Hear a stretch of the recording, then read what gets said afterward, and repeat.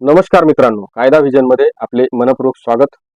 या बारीला उशिराने आपली भेट होते आहे. कामाचा खूप व्याप आहे.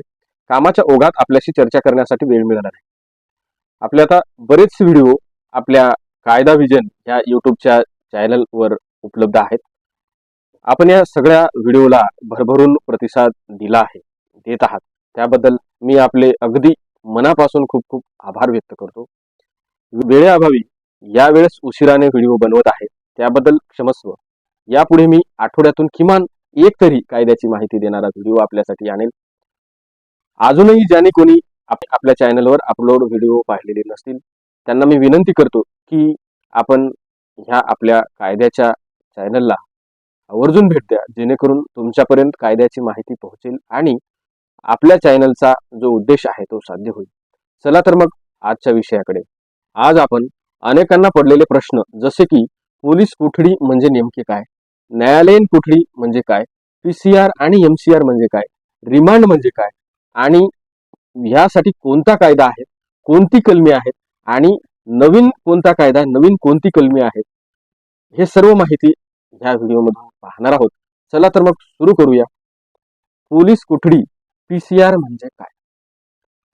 पोलीस कोठडी एखाद्याला गुन्ह्याबद्दल पोलिसाकडून माहिती, तक्राराचा अहवाल प्राप्त झाल्यानंतर पोलीस अधिकारी गुन्ह्यात सहभागी असलेल्या संशयितास अटक करतात. त्याला पुढील आक्षेपार्ह कृत्य करण्यापासून रोखण्यासाठी असे अधिकारी ज्या संशयितास पोलीस ठाण्यात आणतात त्याला पोलीस कस्टडी असे म्हणतात. पोलीस ठाण्यातील कारागृहात पोलिसासोबत संशयिताला ताब्यात घेणे हे खरे तर आहे. ह्या अटकेदरम्यान ह्या प्रकरणाचा प्रभारी पोलीस अधिकारी संशयिताची चौकशी करू शकतात आणि ही अटक 24 तासापेक्षा जास्त असू नये. पोलीस कोठडी म्हणजे पोलिसांकडे आरोपीची शारीरिक कोठडी असते.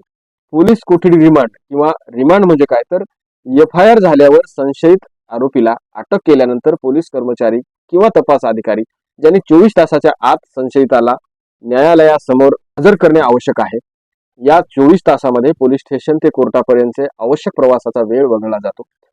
संशयित आरोपीला माननीय न्यायालयात हजर केल्यानंतर जर संशयित आरोपीकडे मुद्देमाल बाकी असेल किंवा तपास काम बाकी असेल तर तपास अधिकारी त्याच्याकडून माननीय न्यायालयात पोलीस कस्टडी रिमांडची विनंतीपूर्वक माननीय न्यायालयाला मागणी करतात.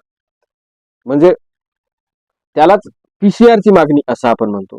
माननीय न्यायालयाने जितकी दिवसाची पोलिसांनी पोलीस कोठडीची मागणी आवश्यकतेनुसार 2 दिवस, 5 दिवस, 10 दिवस, 15 दिवस मंजूर केली, तितक्या दिवसाचा पीसीआर विनंती अर्ज मंजूर करून तशी ऑर्डर माननीय न्यायालयाकडून केली जाते. तितके दिवस वापस परत पुन्हा पोलिसाकडे संशयित आरोपीला शारीरिक कोठडी असते. त्यालाच आपण पीसीआर किंवा पोलीस कस्टडी रिमांड असं म्हणतो. आता न्यायालयीन कोठडी म्हणजे काय, एमसीआर म्हणजे काय, तर न्यायालयीन कोठडी म्हणजे आरोपी संबंधित दंडाधिकाऱ्याच्या ताब्यात आहे. पोलीस कोठडीत आरोपी पोलीस स्टेशनच्या लॉकअप मध्ये, तर इथे कारागृहात आहे.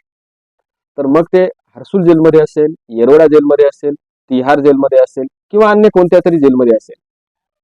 न्यायालयीन कोठडी ही न्यायाधीश किंवा न्यायालयाद्वारेच दिली जाते. न्यायालयीन कोठडी म्हणजे संशयित आरोपीला कोठडीत पाठवले जाते, न्यायालयीन कोठडीत पाठवले जाते, तुरुंगात नेले जाते, तेच अंडर ट्रायल म्हणून ताब्यात ठेवले जाते. त्यालाच मॅजिस्ट्रेट कस्टडी रिमांड एमसीआर असे म्हटले जाते. जोपर्यंत जामीन मंजूर होत नाही तोपर्यंत न्यायालयीन कोठडीत राहावे लागते. पोलिसांनी अटक केल्यास आणि ते तपास प्रलंबित असल्यास किंवा न्यायालयीन कोठडीत असल्यास संशयिताचे वकील सामान्यतः जामीन किंवा न्यायालयीन कोठडीसाठी प्रार्थना करतात. चांगल्या वकिलाच्या माध्यमातून जामीन करता येऊ शकतो. न्यायालयीन कोठडी ही न्यायालयाच्या ऑर्डरवर अवलंबून असते की किती दिवसाची न्यायालयीन कोठडी द्यायची. न्यायालयीन कोठडी सुरू झाल्यापासून 15 दिवसापर्यंत वाढू शकते, परंतु ज्या गुन्ह्यामध्ये मृत्यू, जन्मठेप किंवा 10 वर्ष पनिशमेंट असते, शिक्षा असते, अशा गुन्ह्यामध्ये न्यायालयीन कोठडी 90 दिवसापर्यंत वाढू शकते. भारतामध्ये कोठडीचे कायदे आणि कलमे कोणते आहेत ते आता आपण पाहूया.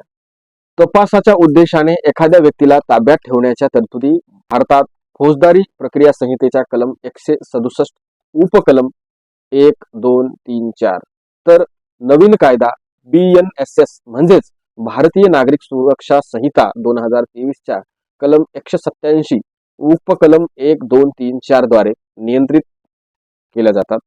देशाचे संविधान काय सांगते तर article 22 protection against arrest and detention in certain cases to a person who is the arrested and the detained in custody shall be produced before the nearest magistrate within a period 24 hours of such arrest, including the time necessary for the journey from the place of court of the magistrate, and no such person shall be detained in custody beyond in the period within the authority of magistrate. कोणत्याही अटक केलेल्या व्यक्तीला 24 तासाच्या आत माननीय न्यायालयात हजर करणे आवश्यक आहे. आणि फौजदारी संहिता कायदा कलम 56 नुसार तर नवीन भारतीय नागरिक सुरक्षा संहिता 2023च्या कलम 57 नुसार अटक करण्यात आलेल्या व्यक्तीला 24 तासाच्याहून अधिक काळ स्थानबद्ध करून ठेवायचे नाही. आणि नवीन कायदा कलम 167 नवीन BNS कलम 187 नुसार एखाद्या व्यक्तीच्या दंडाधिकाऱ्याच्या आदेशानुसार 15 दिवसाच्या कालावधीसाठी पोलिसाच्या ताब्यात ठेवता येते. माननीय न्यायदंडाधिकारी साहेब एखाद्या व्यक्तीला 15 दिवसापेक्षा कोणत्याही स्वरूपाच्या कोठडीत पाठवू शकतात आणि कार्यकारी दंडाधिकारी साहेब 7 दिवसापर्यंत कोठडीच्या कालावधीसाठी आदेश देऊ शकतात. एखाद्या व्यक्तीला पोलिसाच्या ताब्यात किंवा न्यायालयीन कोठडीत ठेवलं जाऊ शकतं. तर हा होता पोलीस कोठडी म्हणजे काय, न्यायालयीन कोठडी म्हणजे काय, PCR आणि MCR म्हणजे काय, रिमांड म्हणजे काय आणि कोणता कायदा आहे, कोणती कलमे आहेत आणि नवीन कोणता कायदा आहे, नवीन कोणती कायद्या कलमानुसार ही प्रक्रिया चालवली जाते, याबाबत माहितीचा संपूर्ण व्हिडिओ. हा व्हिडिओ कसा वाटला, हा व्हिडिओ आवडला असेल तर लाईक करा, आवडला नसेल तर डिसलाईक करा. मात्र चॅनल सबस्क्राईब केले नसेल तर चॅनल सबस्क्राईब करा. धन्यवाद.